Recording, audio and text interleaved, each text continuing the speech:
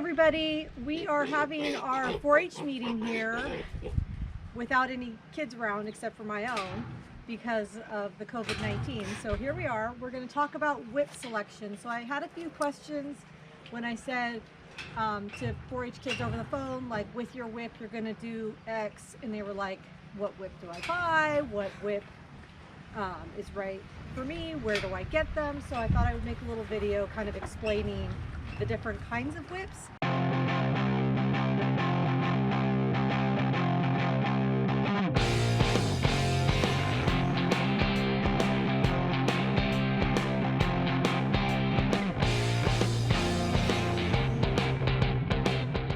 There are several kinds of whips and a couple different other tools. So these are not considered whips, but they are this is a bat and this is a pipe.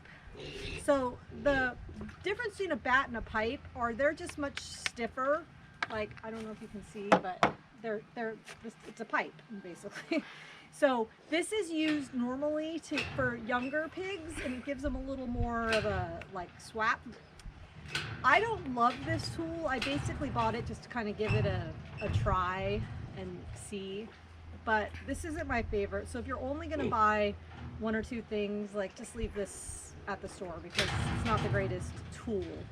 There are animals that are super stubborn that this would be necessary for, but it's not my favorite. This one is it's called a bat. So this one just has a cute little hand on it, but it can have like a little flappy thing on it too. It's shorter and it just gives you a little more control for a younger pig. So this one is a good tool to start pigs off at. But if you're only going to buy one whip, what I really suggest is that you get this is a 36-inch, just a standard kind of stiffish whip. Now this one is sold basically at any feed store, or you can buy it online too. It's about $10 to $15 depending on where you get it. There's totally not necessary to buy anything more expensive than that. It has a little popper at the top. I love this one. One of my kids in my 4-H group bought it, and I was like, where did you get that? I want that one, because it has such a long popper that this is going to be great when the pig gets older, because you can really whip it around the pig's head. It's also got a good amount of wiggle to it, but not too much. This is a whip that cost about $35, I believe. Don't quote me on that, but it was not a cheap whip. And like, yeah, it doesn't have like a little more cushion to the grip, sure. This one looks like a pig got a hold of it at some point. But the girl that recommended this one really liked a very whippy whip that curls around the pig's face. Now, my children are a little younger and not quite as advanced, and I think this kind of level whip is more for an advanced kid. And let's be honest, you're not using a whip so long that you really need like ergonomics in your handle. You're going to be using it for like maximum an hour at a time. That is a max if you have back-to-back shows, and it's just not going to be an issue that you need like super cushion your grip. So anything like this one has like the cheap plastic, that's totally fine. Don't choose your whip based on the handle. This one is just kind of another version of that less expensive whip, the 36-inch whip. That is just a different, like, it was bought at a different place. It's basically the same thing. I really like this one. This was my oops. I bought the wrong whip on I bought it online. And I'm going to have my son step into the screen so you can see why this was wrong. So yes, it has a really long whip popper. This one's maybe a little too long, but that wouldn't be a problem. You could trim it. But Joey, can you show how long this is? How far away from the animal you would need to stand to get into the right spot? It's just too long for him. So you've got to have a whip that's appropriate to the size of the kid. Now, if there was a kid out there, kid or showman, that was like 6 feet tall or something, maybe, I don't know, but this is just not it's not a good size. So here let me show you the difference. Like, there's quite a bit difference. So pay attention if you're ordering it online to the length.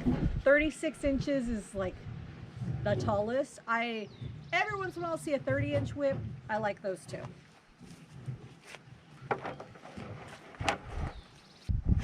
Do yourself a favor and get the dark colored whip. You're working with pigs, and I know it's totally tempting to buy the really pretty pink one or the neon green one, but they just look very dirty unless you're going to have a separate whip that is only for your show, which plenty of people do. Just buy the black one or the dark colored blue one. This was a very nice looking pretty green whip like a month ago. And my son uses this to just practice with his pigs. He likes this, like this kind of puffy tassel for his, just a preference versus the other popper. Look how gross that looks. And I, before this video, gave it a little swash because it was even more embarrassing than it is right now. So just pay attention to that. Get a dark one, do yourself a favor. Thank you. So that's it on whip selection. I hope that helps you guys choose the right whip. And now we're gonna have a next video on walking pigs. So now we're gonna talk about taking your very small pig out for the first time.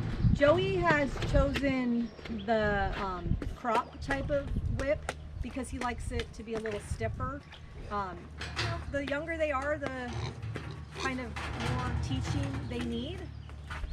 It is super important that you start training them early with the whips or whatever you choose, because the bigger they get, the harder they are to train.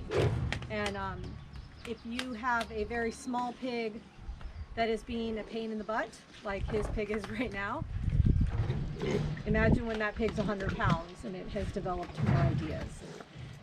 There is a very common thing in pig training that you only take one pig at a time.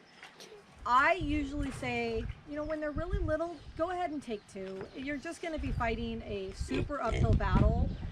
You do need one person per pig, so you can't possibly do one person and two pigs when they're small like this.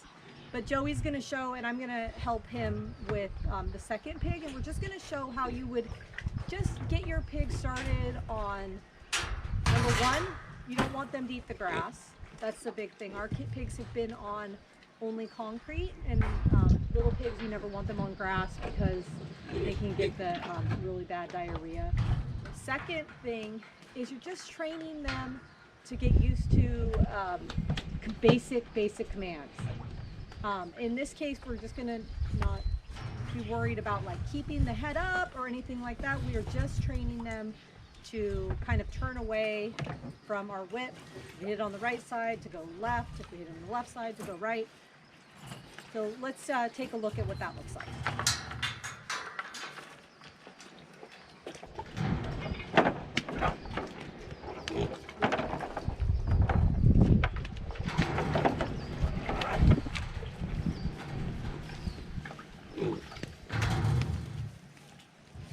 Not uncommon for the pigs just to take off running. That's, it is what it is. If you had an ideal situation where you had a barn and you could keep them contained a little better, great. We don't. Probably most people don't. But you're just gonna not chase them, but just kind of keep on top of them. There's, we always say at our farm here that when you're training a pig, there's 3 steps. First, you're just gonna ask the pig to do something like tap, tap, tap. If it goes, great. Then if the step is done, then you're going to command it to do something. So you're just going to escalate that tap to more of a spank. It's got to get moving. Then if it still is deciding not to do something, then you're going to demand it. And you're going to give it a little bit more of a spank and more of a whip. You're going to really use this instrument. Pretty quickly, pigs will desire just the ask. And then there's nothing you're hurting them at all. You're just asking a quick little tap. it's just part of the training process. You just have to let pigs know that if they do what you ask them the first time, then that's the end of it, and you guys can have a really good working relationship. These pigs are very young, and Joey has been working with them for at least a month now. The first part of working really started with only just being in the pen and sitting and giving them scratches. So this is one of the first times they've ever been out of the pen, so they're kind of like, what is going on? I said earlier in the video, try to have one person per pig. Obviously, Joey's handling both of them. I'm kind of keeping an eye on him and what's going on. He's kind of behind the camera now, but making sure one doesn't completely dart away. The great thing about pigs is they will always want to go home. We have 5 other pigs in the pen there behind, so these 2 guys really want to get in the pen with their friends. So please don't worry that they're just going to take off, you know, and you're going to find them on the freeway. They will try to go home.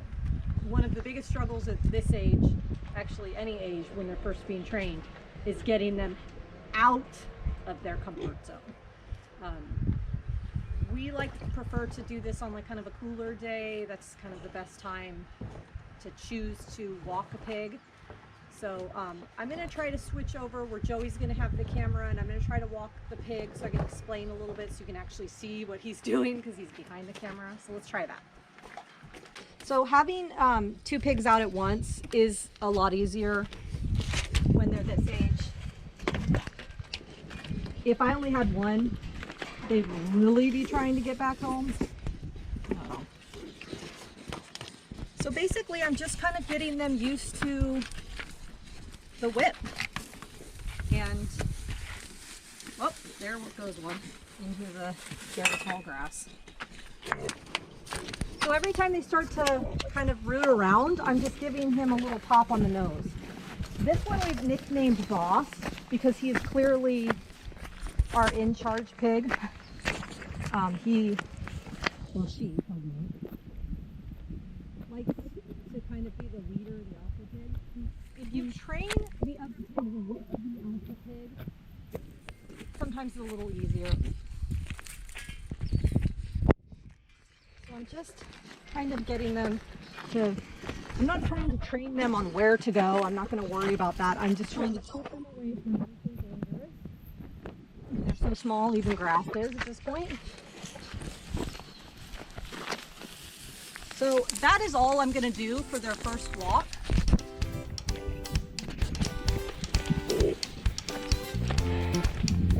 And now we're going to see how they want to go home. We're not going to stress them out. We're not chasing them back. We're just going to let them go out.